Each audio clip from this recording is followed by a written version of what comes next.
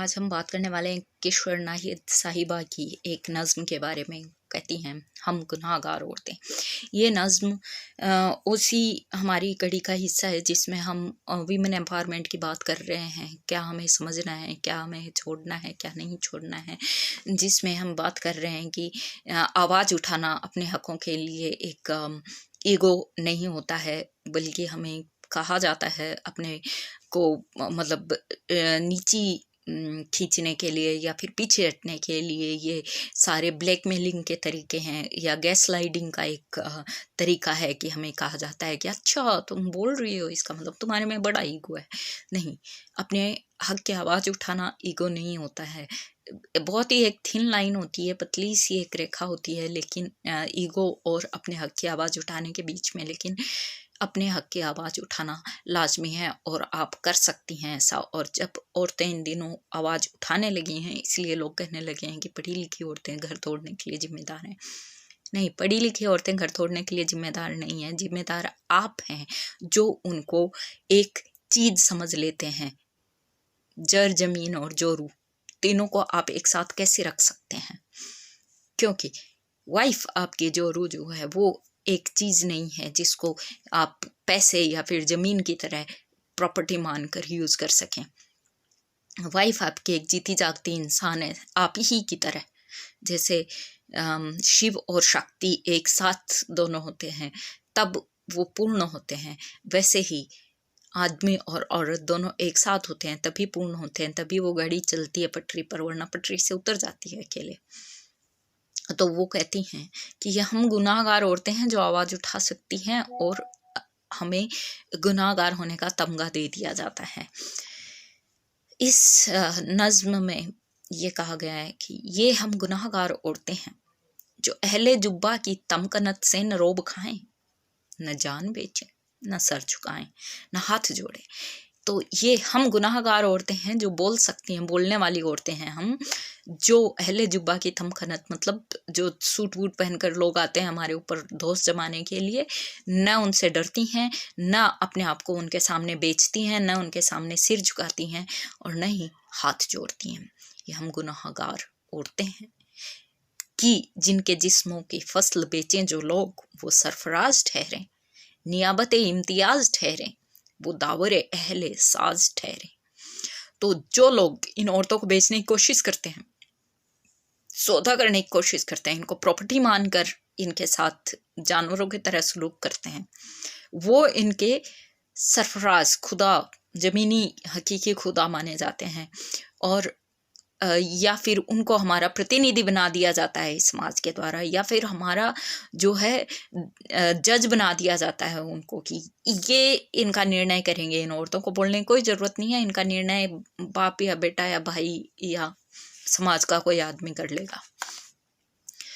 तो ये हम गुनाहगार औरतें हैं जो सच का परचम उठा के निकलें तो झूठ के से शाहराहें अटी मिले। जब हम सच का परचम उठा के निकलती हैं तो हमारे ऊपर झूठ के तमगे फेंके जाते हैं, मतलब हमारे ऊपर, हमारे चरित्र के ऊपर लांछन लगाए जाते हैं, या फिर हमारे को नीचा दिखाने की कोशिश की जाती है, कमतर आंका जाता है कि हमने कुछ जैसे गलत किया हो। मतलब अपनी गलती को छुपाने के लिए हमारे ऊपर इल्ज़ाम लगा दिए जाते हैं कि अच्छा लड़की है तो गलत ही होगी। इसीलिए तो लड़कियां डरती हैं आवाज़ उठाने के लिए कि जो हो रहा है वो होने दिया जाए, हिंसा हो रही है तो होने दी जाए, वरना कल को सवाल हमारे ऊपर उठेंगे। हम डिवोर्स लेने से भी डरते हैं। तो ऐसी चीज़ें होती रहती हैं। तो ये हम गुनाहगार औरतें हैं कि सच का परचम उठा के निकलें तो झूठ से शाहराहें अटी मिले, हर एक दहलीज पे सजाओं की दास्तानें रखी मिले, जो बोल सकती थीं वो ज़बानें कटी मिले। तो जब हम निकलती हैं ना समाज में तो हमारे ऊपर लांछन लगाए जाते हैं और हर मतलब हमारे रास्ते पे कांटे पीछे मिलते हैं। हमें सज़ा मुकर्रर कर दी जाती है समाज के द्वारा कि ऐसी लड़कियां जो बोल रही होती हैं उनको जो है समाज से बाहर कर दो, या फिर उनको डायन घोषित कर दो, या कुछ भी, मतलब उनके खिलाफ लोग शुरू हो जाते हैं, उनके ऊपर अत्याचार करने के लिए कोशिश करते हैं, क्योंकि अपनी कमजोरियों ने छिपानी होती है, क्योंकि सच का सामना करने की उनकी हिम्मत होती नहीं है, इसलिए लोग हिंसा करते हैं। और फिर जब उनकी करतूतें सामने आती हैं तो वो फिर औरत के चरित्र को नीचा दिखाने की कोशिश करते हैं, फिर उनके जबान काटने की कोशिश की जाती है, उनको ब्लैकमेल किया जाता है, कभी बच्चों के नाम पर, कभी माँ बाप के नाम पर, कभी समाज के नाम पर।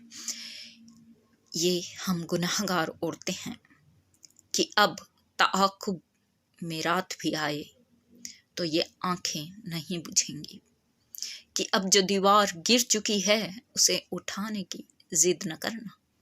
तो अब हमने ये जो आपके सामाजिक ताने बाने की खोखली दीवारें थी वो गिरा चुके हैं हम, तो वापस से हमें उनके अंदर कैद करने की ज़रूरत नहीं है, कोशिश भी मत करना, क्योंकि हमें पता है कि हमें उन कैद खाने की दीवारों से प्यार नहीं हो सकता है। हम खुली हवा में सांस लेने के योग्य हैं। तो अब इस भागम भाग में अगर रात भी आ गई, कितना भी संघर्ष आएगा, हम उसके लिए तैयार हैं। ये हम गुनाहगार औरतें हैं जो अहले जुब्बा की तमकनत से न रोब खाएं, न जान बेचें, न सर झुकाएं, न हाथ जोड़ें। वाह, क्या बात है, क्या बात है किश्वर साहिबा। इस पर गौर जरूर फरमाइएगा दोस्तों। और ये चीज़ हो सकता है आपके लिए, अगर आप लड़के हैं, आपके लिए भी ज़रूरी है, क्योंकि पितृसत्ता जितना शोषण महिलाओं का करती है उससे कई गुना ज़्यादा शोषण आदमियों का करती है।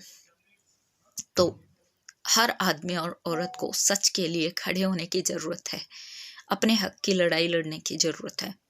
और औरतों को, लड़कियों को ये समझने की ज़रूरत है कि कोई और उनके हक की लड़ाई कभी नहीं लड़ पाएगा, क्योंकि वो उस दौर से नहीं गुजरे हैं। भले ही वो सामने से देख रहे हैं, हमें बहुत ज़्यादा हिम्मत बंधाने की कोशिश कर रहे हैं, लेकिन उस दौर से हम ही को गुजरना है, उस जहनी अजियत से हम ही को गुजरना है। तो उसके लिए हम ही को तैयार होना होगा, कोई और आकर हमें उससे नहीं बचा सकता है। ठीक है दोस्तों, फिर मिलते हैं किसी नई बात के साथ।